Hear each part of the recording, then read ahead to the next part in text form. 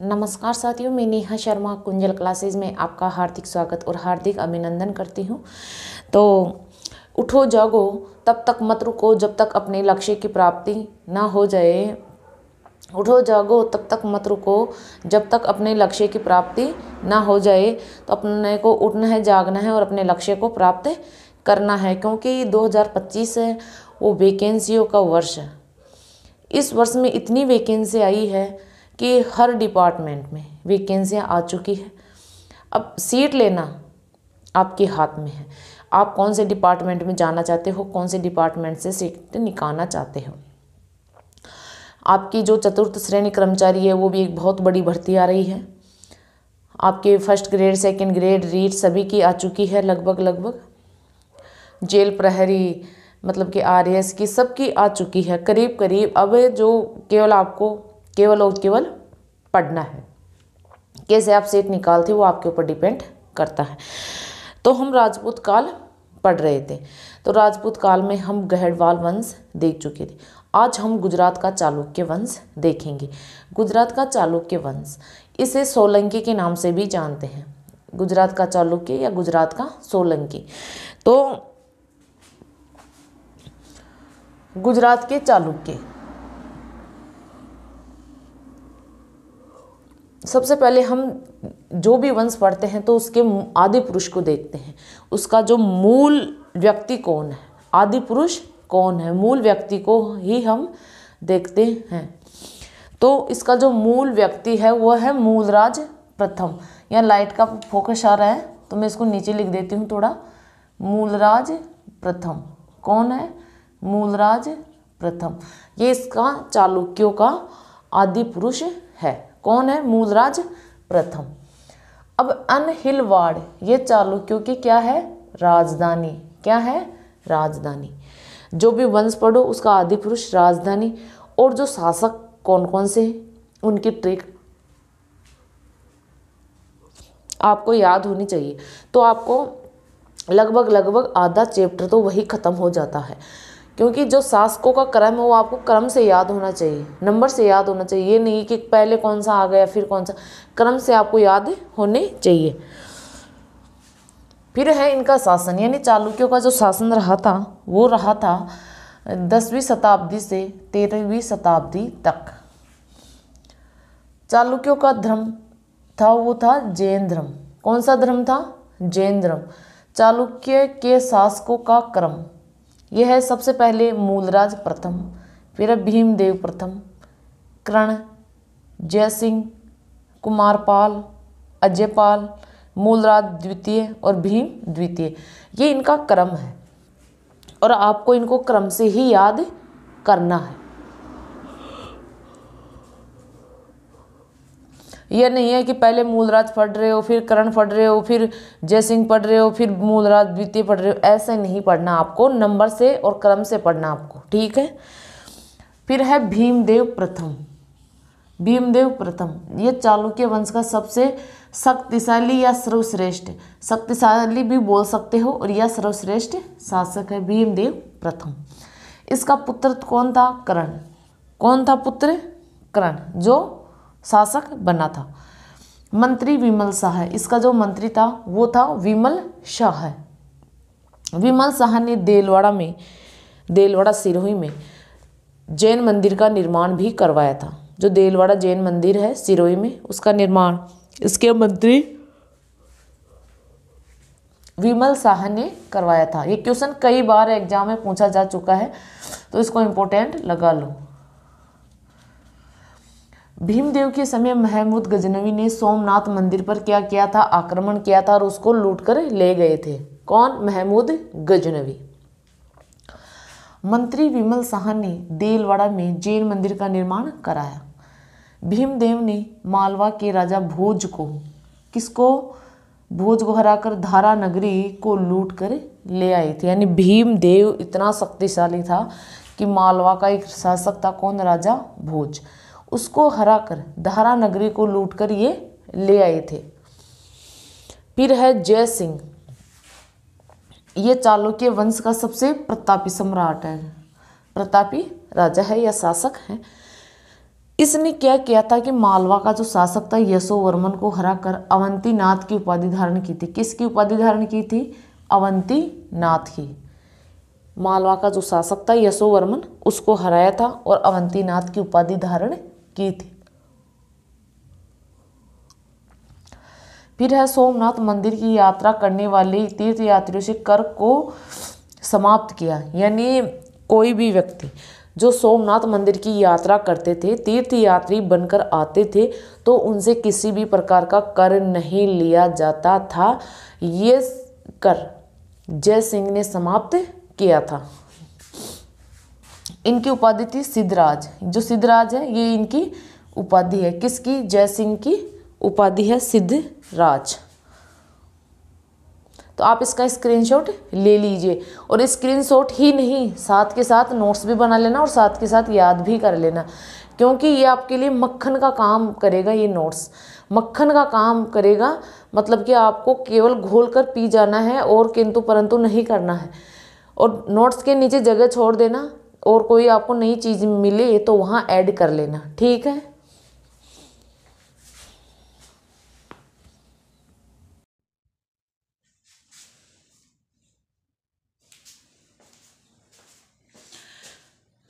नमस्कार साथियों, मैं नेहा शर्मा कुंजल क्लासेज में आपका हार्दिक स्वागत और हार्दिक अभिनंदन करती हूँ।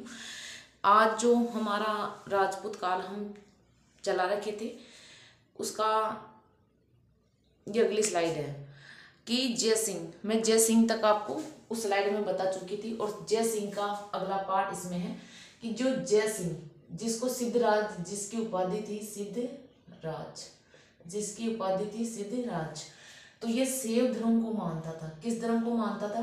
शैव धर्म को। ये शैव मतावलंबी था। इन्होंने गुजरात में एक कस्बा बसाया था, उसका नाम था सिद्धपुर। गुजरात में सिद्धपुर कस्बा बसाया, और फिर सिद्धपुर में इसने रुद्र महाकाल मंदिर का निर्माण करवाया। यानी गुजरात में सिद्धपुर कस्बा बसाया और फिर सिद्धपुर कस्बे में रुद्र महाकाल मंदिर का निर्माण करवाया। इसकी जो रचनाएं हैं वो है बड़नगर प्रशस्ति और पेरोचन पराजय। बड़नगर प्रशस्ति और पेरोचन पराजय। जय सिंह ने पाटन में सहस्त्रलिंग झील का निर्माण करवाया। देखो ये इंपॉर्टेंट है, रचनाएं और कहाँ कौन सी झील का निर्माण करवाया, कहाँ कौन से मंदिर का निर्माण करवाया, ये सभी इंपॉर्टेंट फैक्ट है। फिर जय सिंह के बाद में कुमारपाल शासक बनता है। कौन बनता है? कुमारपाल। तो कुमारपाल ये परमार शासक विक्रम सिंह को हराया। यानी इसने परमार शासक था विक्रम सिंह, उस विक्रम सिंह को कुमारपाल ने हराया था।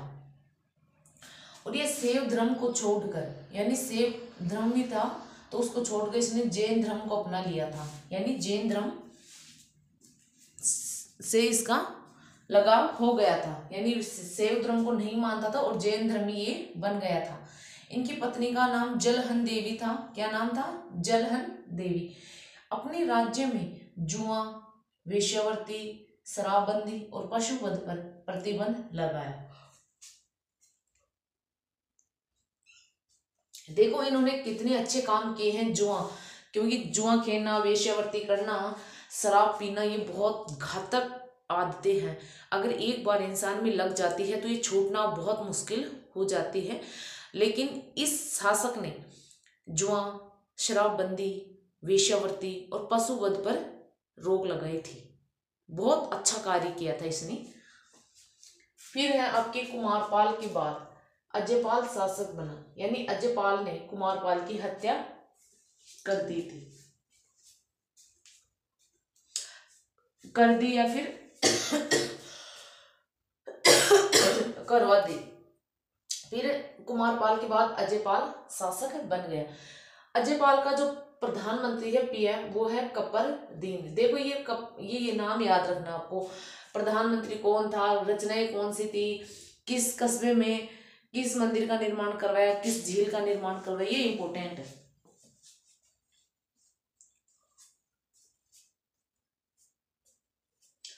अजयपाल का पुत्र था मूलराज द्वितीय। इसने मोहम्मद गोरी को हराया और आबू के युद्ध में, यानी आबू का जो युद्ध हुआ था उसमें मूलराज द्वितीय ने मोहम्मद गोरी को हराया। नायकी देवी, ये मूलराज द्वितीय की संरक्षिका थी। क्या थी? संरक्षिका थी। कौन? नायकी देवी। फिर है भीमदेव द्वितीय, चालुक्य वंश का ये अंतिम राजा था। कौन था? भीमदेव द्वितीय।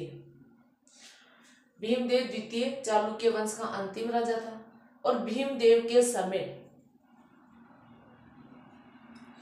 तेजपाल और वास्तुपाल ने दिलवाड़ा में लूण वसाही मंदिर का निर्माण करवाया है। दिलवाड़ा दिलवाड़ा माउंट आबू सिरोही में ही, या जब राजस्थान में मंदिर पढ़ते हैं तो हम ये पढ़ने को मिलता है हमें। तेजपाल और वास्तुपाल ने किस मंदिर का निर्माण करवाया? लूण वसाही मंदिर का निर्माण करवाया था।